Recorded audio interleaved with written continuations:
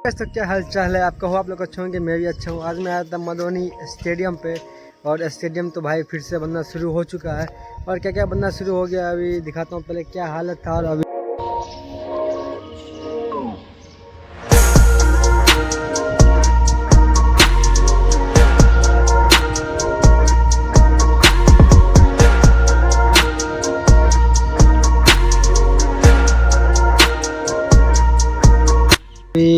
क्या क्या रेडी होने वाला है। देख रहे हैं पहले कितना टूटा हुआ था, पूरा पूरा टूटा हुआ था।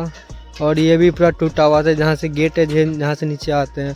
और अभी पूरा पानी कचरा उचरा था, अब पूरा मिट्टी उट्टी भरा रहा है। अब देखते हैं आगे कितना टाइम में बनता है। अभी तो 2025 ही चल रहा है, कितने टाइम पे, 1 साल 1.5 साल कितने साल में बनता है देखते हैं।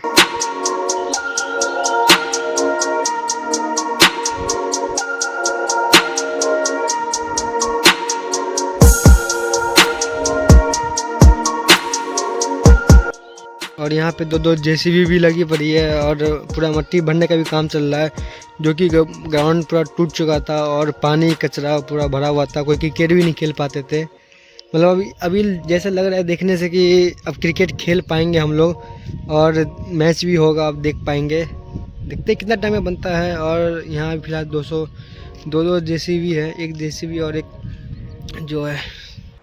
पहले का क्या हाल था, कितना कचरा अभी हुआ पड़ा है।